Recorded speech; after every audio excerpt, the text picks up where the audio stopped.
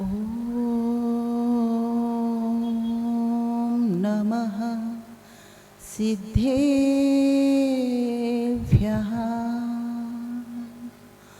ॐ नमः सिद्धेभ्यः।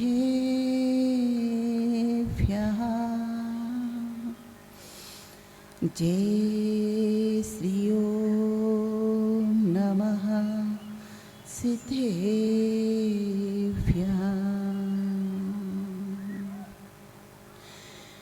जिनके विमल उपदेश में सबके उदय की बात है, समभाव समता भाव जिनका जगत में विख्यात है। आत्मवनी परमात्मा हो, शांति सारे देश में है। देशना सर्वोदयी महावीर के संदेश में है। देशना सर्वोदयी महावीर के संदेश में। तरणी विद्यासागरी गुरु तारो मुझे ऋषि, करुणा करी करुणा करो, वहीं से दो आसी, वहीं से दो आसी। अष्टानी का पर्व बहुत अच्छा। और विधान कौन सा चल रहा है? सिद्ध चक्र मंडल विधान। प्रश्न उठता है कि हम शांति विधान, पंच परमेष्टि विधान, दहन विधान, 10 लक्षण विधान, सभी विधानों में कहीं चक्र नहीं आया। आया क्या? नहीं। लेकिन क्या कारण है कि सिद्ध चक्र मंडल विधान, इस विधान में ऐसी क्या विशेषता है कि इस विधान को सिद्ध चक्र विधान कहा गया? तो जो संसार में परिभ्रमण करते हैं वह कहलाते हैं संसारी। ये कौन सा चक्र है? संसार चक्र है। और जिन्होंने 8 कर्मों का नाश कर दिया है वह क्या बन गए हैं? अब सिद्ध भगवान। जिन्होंने दोनों तरह के चक्रों का अंत कर दिया। कौन से हैं वह 2 चक्र? एक तो अनादि चक्र, जिसमें यह संसारी प्राणी पुनः जन्म मरण का चक्र में घूमता रहता है और संसार का आवागमन करता रहता है। जो दूसरे तरह का चक्र है वह है साधी शांत। साधी शांत में जो हमारे परम प्रभु परमात्मा है, जिनकी हम इस सिद्ध चक्र विधान में आराधना कर रहे हैं, उनके क्या हुए हैं? 8 कर्मों का अंत हो गया। इसलिए वह कहते हैं अदिति चक्र में। अब सिद्ध चक्र की प्राप्ति हम कैसे करें? हमारे भगवान तो सिद्ध अवस्था को प्राप्त हो गए, अरहंत बन गए, सिद्ध बन गए, लेकिन हम कैसे इस अवस्था को प्राप्त कर सकें? तो यदि हमें भी सिद्ध अवस्था को प्राप्त करना है तो सबसे पहले हमें कौन सा चक्र का अंत करना होगा? कसाय चक्र, जो हमारी क्रोध, मान, माया, लोभ आदि जो हमारी कसाएं प्रतिपल चलती रहती हैं, चाहे मंदिर में बैठे हो और चाहे अन्यत्र किसी भी स्थान पर हो, लेकिन यह कसाएं कभी भी हमारा पीछा छोड़ती हैं क्या? बताओ, आप लोग बताओ, आप लोगों की पूरी कसाएं अंत हो गई? हो गई क्या? नहीं। मंदिर में कसाय का उदय नहीं होता क्या? होता है ना?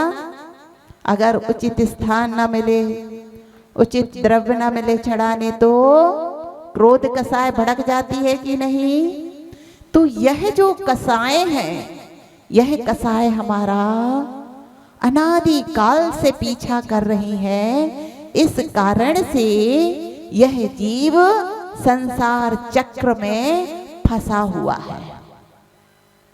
दूसरा कौन सा चक्र पीछा कर रहा है अपना? मोह चक्र। कितना मोह अनादि काल से इस जीव का लगा हुआ है। यह हमारे बेटा, यह हमारी बेटी, ये हमारे पड़ोसी, ये हमारे मित्र, लेकिन क्या वास्तविकता में ये हमारे हैं? हैं क्या? इस संसार में हम कैसे आए थे? अकेले आए और अकेले ही हमें संसार से जाना, लेकिन मोह के वशीभूत होकर के हमने सबको अपना मान रखा है। इसलिए हम कौन से चक्र में फंसे हुए हैं? मोह चक्र में। और इन कसाय चक्र और मोह चक्र से यदि हमें बचना है तो फिर हमें वैराग्य चक्र का अपनाना होगा, और वैराग्य चक्र को अपनाकर धर्म चक्र रूपी जीवन जब हम जिएंगे, तब कहीं हम भी एक दिन सिद्ध अवस्था को प्राप्त कर पाएंगे। ऐसा यह जो सिद्ध चक्र मंडल विधान यहाँ हम कर रहे हैं, तो यह जो सिद्ध भगवान जिनकी हम यहाँ बैठकर कितने घंटे आराधना करते हैं, आज विधान कितने बजे तक चला बताओ? 1 बजे तक। सुबह कितने बजे प्रवेश कर लिया था मंदिर जी में? सुबह समथिंग सभी लोग 7 बजे आ जाते हैं, है ना? और 7 बजे से 1 बजे तक निरंतर 5-6 घंटे आप लोगों ने भगवान की आराधना की। क्योंकि क्या भगवान आपको कुछ दे रहे थे? नहीं, लेकिन भगवान से की आराधना करने से जो हमें पुण्य संचय होता है, उस पुण्य के संचय से ही हम क्रम क्रम से धीरे धीरे आगे बढ़ते बढ़ते बढ़ते एक दिन भगवान के जैसे भी बनने की योग्यता को हासिल कर लेते हैं। अभी अपन सिद्ध चक्र मंडल विधान के माध्यम से महाराज श्री के मुख से प्रतिदिन एक धारावाहिक चल रहा है अपना। कौन सा? मैना सुंदरी। कौन सा सीरियल चल रहा है? मैना सुंदरी। और उस सीरियल की नायिका कौन है? मैना सुंदरी। अब आपको इस सीरियल में यह पकड़ना है कि इस सीरियल के माध्यम से विशेष किस चीज पर जोर दिया गया है। जब हम सीरियल देखते हैं तो उस समय कैसा लगता है, एंड में क्या होने वाला है, अब क्या होगा, अब क्या होगा, जल्दी से पता चल जाए, है ना। ऐसा ही ये हमारा मैना सुंदरी रूपी सीरियल जो महाराज जी अपने श्री मुख से सोचो 2-2 घंटे आप लोगों को अपना कीमती समय देते हैं और धर्म का व्याख्यान करते हैं, तो उस सीरियल में सबसे महत्वपूर्ण बात क्या बताई गई है, आप लोगों को अभी तक सुन करके क्या समझ में आया, क्या है बहुत महत्वपूर्ण, बता सकते हैं कोई? तो मैं बता देती हूं, कोई बात नहीं। देखो, हाँ, भक्ति और समर्पण, भक्ति और समर्पण तो महत्वपूर्ण है, लेकिन वह भक्ति और समर्पण की भावना आएगी कहां से, कैसे आएगी? तो व्यक्ति के व्यक्तित्व का विकास शिक्षा और संस्कारों के अभाव में अधूरा रह जाता है।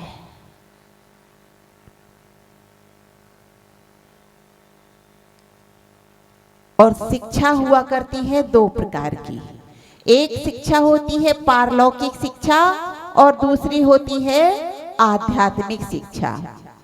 एक शिक्षा के जो लौकिक शिक्षा होती है वह जीविकोपार्जन के लिए होती है, और जो आध्यात्मिक शिक्षा होती है वह आत्म उत्थान के लिए हुआ करती है। इस संसारी प्राणी की प्रति पल जन्म से लेकर मरण तक एक ही इच्छा होती है कि मैं सुखी रहूं। बस सुबह से लेकर के शाम तक जो भी पुरुषार्थ किया जाता है वह किसकी खोज में किया जाता है, बताओ, किसकी खोज में करते हैं अपन, कि हमें सुख मिले। और यदि हम सिर्फ लौकिक शिक्षा ही प्राप्त करते हैं और आध्यात्मिक शिक्षा को महत्व नहीं देते हैं, तो हम वास्तविक जो सच्चा सुख है उसे प्राप्त नहीं कर सकते हैं। जिस तरह से एक पंछी आकाश में उड़ना चाहता है लेकिन वह नहीं उड़ पा रहा है, क्योंकि उसका मात्र एक ही पंख है, वह बेचैन है, फड़फड़ा रहा है, बहुत ही उत्सुक है कि मैं आकाश में उड़ूं, लेकिन वह फिर भी नहीं उड़ पा रहा है, क्योंकि वह भूल गया है कि एक आंख से देखा तो जा सकता है लेकिन एक पंख से आकाश में उड़ा नहीं जा सकता है। एक पैर से चला तो जा सकता है लेकिन एक पंख से आकाश में उड़ा नहीं जा सकता है। वही भूल हम सभी लोग करते हैं कि हम क्या करते हैं, लौकिक शिक्षा को तो बहुत महत्व देते हैं लेकिन धार्मिक शिक्षा संस्कारों को भूल जाते हैं। अपने बच्चों को भी धार्मिक शिक्षा और संस्कारों को देने के लिए कि जब बात आती है तो हमारी नजर में वह महत्वपूर्ण नहीं होते। हम लौकिक शिक्षा को तो बहुत महत्व देते हैं। आज के माता पिता बड़े बड़े बोर्डों को देखकर बड़े बड़े कॉन्वेंट स्कूलों में अपने बच्चों का एडमिशन कराते हैं और जितनी ऊंची जितनी ज्यादा फीस होती है उतने ज्यादा वह स्कूल टॉपर माने जाते हैं, है ना। और हम बड़ी खुशी से लाख लाख रुपए की फीस दे करके भी अपने बच्चों को उन स्कूलों में भेजते हैं और जहां पर हमारे साधु संत आए हों, माता जी महाराज जी आए हों और वह अगर धार्मिक शिक्षा की बात करते हैं तो जिस तरह से अभी पीछे बच्चे खेल रहे हैं ना, उसी तरह से आप लोग सोचते अरे अभी तो बच्चों के खेलने खाने के दिन है, स्कूल की पढ़ाई का भी इतना लोड रहता है, फिर थोड़ा बहुत उनको खेलना कूदना भी आवश्यक है। लेकिन धार्मिक शिक्षा महत्वपूर्ण नहीं है। तो बंधुओं, इस बात को हम अच्छे से समझ लें कि जब तक लौकिक शिक्षा और धार्मिक शिक्षा दोनों का समन्वय नहीं होगा, तब तक व्यक्ति के व्यक्तित्व का संपूर्ण विकास होना संभव नहीं है और ना ही व्यक्ति आकाश की ऊंचाइयों को छू सकता है। महाभारत में लिखा है कि यदि मानव सच्चा मानव है, दूसरों की मदद करता है और मानवता के साथ में रहता है, तो वह 2 हाथों वाला भगवान कहा गया है। लेकिन आज की मानव इस बात से भूलते जा रहे हैं। ये नहीं सोच पाते कि सोचो, जो शिक्षा से आत्मा का बैलेंस, आज के बच्चे थोड़ी थोड़ी सी विषम परिस्थिति आई कि घबरा जाते हैं, जरा जरा सी बातों में सुसाइड करने की बात सोचने लगते हैं। जब जब हम या आप लोग घबराएं या कुछ भी हमारे जीवन में विषम परिस्थिति आए, उस समय यह धर्म, ये जो धर्म के संस्कार हैं, यह हमारे लिए सही मार्ग निर्देशन करते हैं, हमको सच्ची राह बताते हैं। इसलिए धार्मिक संस्कार हमें अपने बच्चों को जरूर देना चाहिए। अभी इसीलिए देखो, हमारे आचार्य गुरुदेव की कितनी महती कृपा, कितनी दूरदृष्टि कि बेटियां 2 कुलों की रक्षा करने वाली होती हैं। इसलिए उन्होंने 1 नहीं 2 नहीं 5 5 6 6 प्रतिभा स्थली खोल दी। और आप लोग देखते हैं कि प्रतिभा स्थली में पढ़ने वाली बेटियां किस तरह से उनके व्यक्तित्व का विकास हो रहा है भाई, किस तरह से हर क्षेत्र में आगे हैं। ना तो उनकी हिंदी कमजोर, ना इंग्लिश कमजोर, ना संस्कृत कमजोर, वह सभी तरह से अच्छी शिक्षा प्राप्त कर रही हैं, उनके अंदर धार्मिक संस्कार भी प्राप्त हो रहे हैं। तो ऐसी शिक्षा वह जो आज हमारा यह सिद्ध चक्र मंडल विधान चल रहा है, इसकी जो नायिका थी, कौन है नायिका? मुख मैना सुंदरी। और मैना सुंदरी के लिए वह जो शिक्षा उन्होंने बचपन में प्राप्त की थी, उस शिक्षा के माध्यम से देखो आज के सीरियल में क्या आया था कि जिस पिता ने अपनी बेटी को बहुत क्या किया, बहिष्कार किया, एक कोड़ी पति के साथ ब्याह दिया, वह पिता जब अपनी बेटी से मिलने आता है, तब भी बेटी अपने सद संस्कारों से पिता का किस तरह से स्वागत करती है और खुशी खुशी उनसे वार्तालाप करती है, ना कि क्रोधित होती है। ऐसे ही एक राजकन्या थी और वह राजकन्या एक बार सरोवर के किनारे स्नान करने जाती है और स्नान करने के लिए वह जैसे ही सरोवर में उतरती है तो सरोवर के किनारे ही अपने सारे वस्त्र आभूषण उतार करके रख देती है।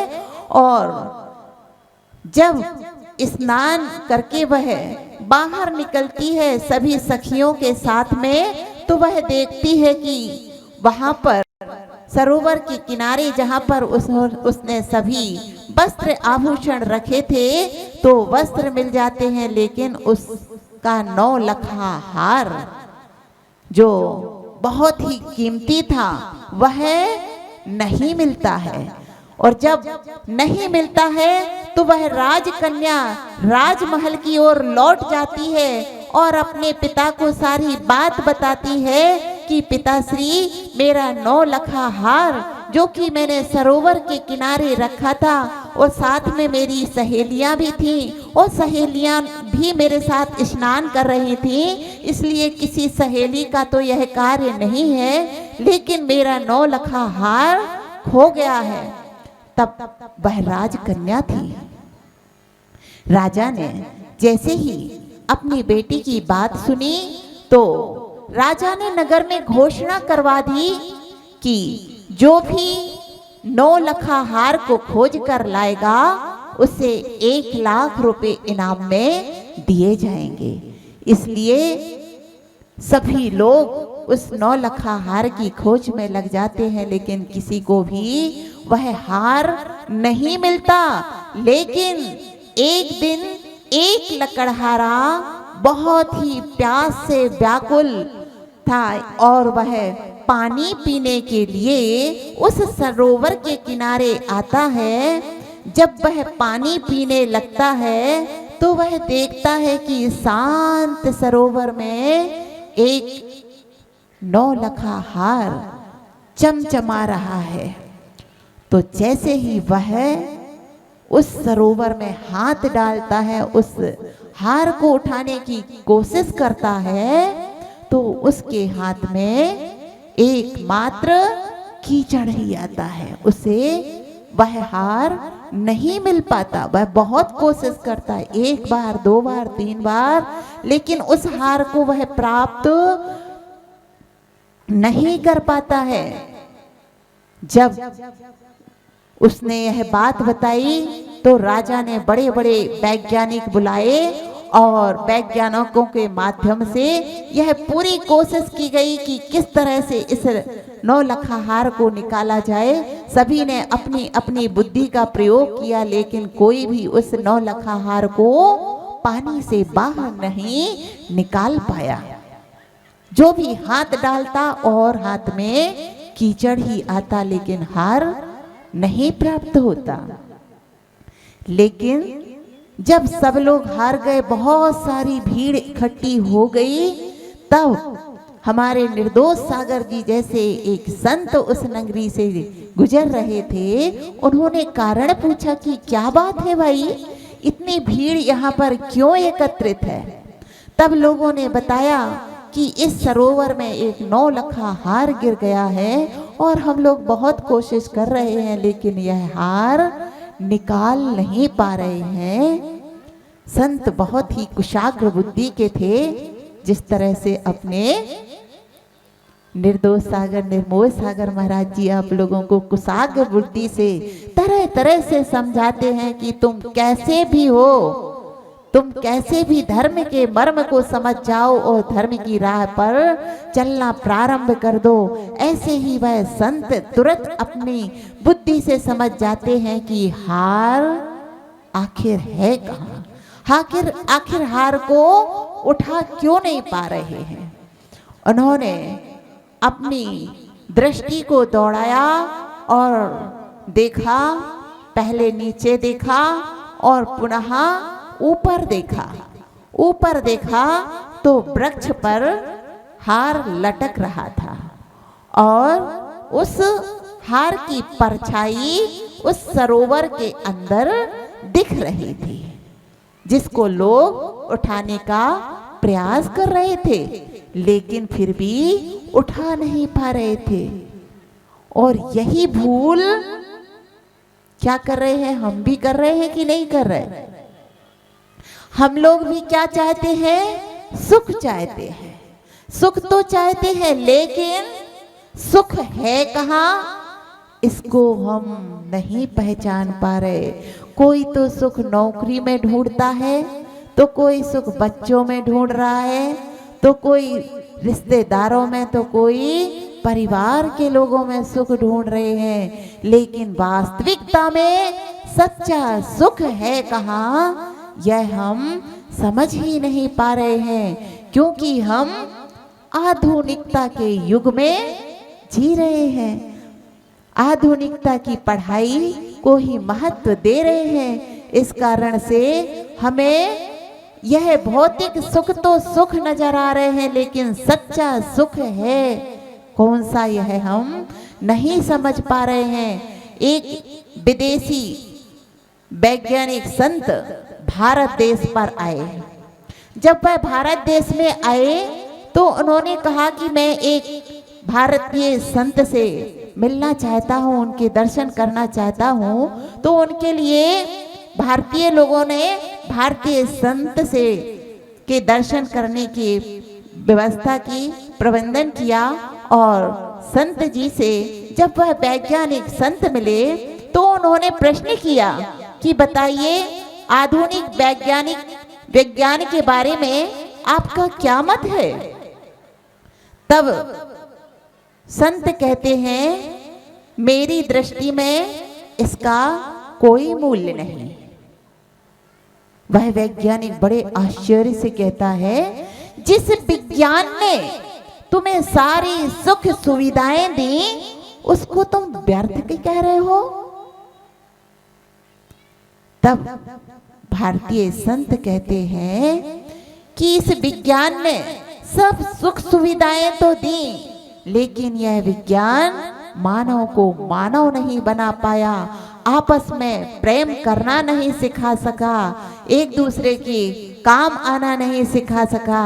तो ऐसा जो विज्ञान है, इस विज्ञान को मैं अपनी दृष्टि से क्या नहीं मानता हूं, मूल्यवान नहीं समझता हूं। मेरी दृष्टि में तो परस्पर एक दूसरे में प्रेम की भावना हो, एक दूसरे में एक दूसरे की मदद की भावना हो और सब मानव की तरह रहें, वह ही वास्तविकता में विज्ञान है, वही वास्तविकता में धर्म है। अगर आज हमने बहुत सारी पढ़ाई तो कर ली, बहुत सारी डिग्रियां हासिल कर ली, लेकिन यदि हम सच्चे मायने में मानव नहीं बन सके, एक दूसरे के काम नहीं आ सके, मिलकर रहना नहीं सीख पाए, घर में समन्वय नहीं रख सके, परिवार में एक दूसरे के साथ समन्वय के साथ नहीं रह पाए, तो ऐसी पढ़ाई का क्या महत्व है। लेकिन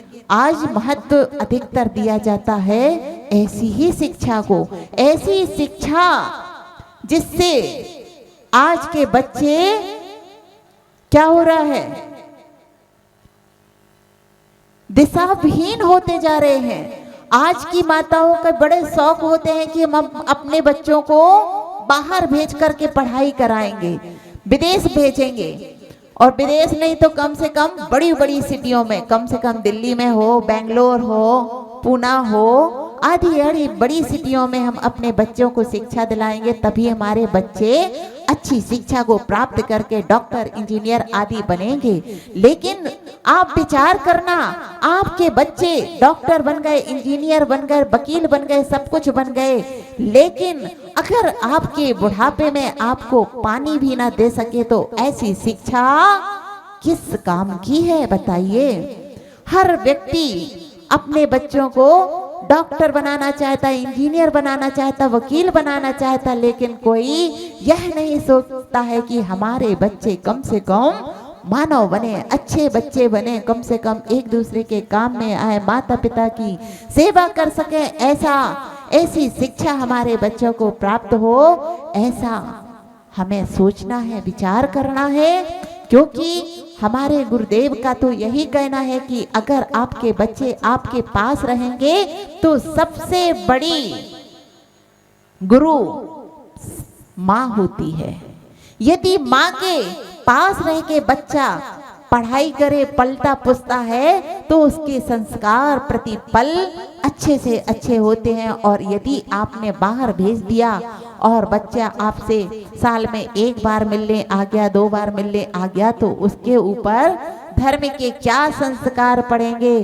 तो जब जब आपको आपके नगर में साधु संत आए, कोई आए, तो आप अपने बच्चों को लेकर आए और अपने बच्चों को धार्मिक संस्कारों से जरूर दिलाएं। अभी आपके बीच में कल ही 17 तारीख को उपनयन संस्कार होने वाला है। यह संस्कार बहुत महत्व रखता है। इस संस्कार के माध्यम से, यह संस्कार आचार्य गुरुदेव विद्यासागर जी महाराज का भी हुआ था। और आज अपन देखते हैं कि हमारे गुरुदेव कितने तपस्वी, कितनी महान आत्मा निकले। ऐसे संस्कार हम सभी के जीवन में पड़े और हमारी आत्मा भी सिद्धत्व को प्राप्त कर सके। समय अपनी गति से चल रहा है और हमें भी समय का ध्यान रखना है, क्योंकि आगे बच्चे लोग इंतजार कर रहे हैं। सो हमारी, आपकी और सबकी आत्मा सिद्धत्व पद को प्राप्त कर सके, इसी भावना के साथ बोलिए अहिंसामयी विश्व धर्म की, आचार्य गुरु श्री विद्यासागर जी महाराज की।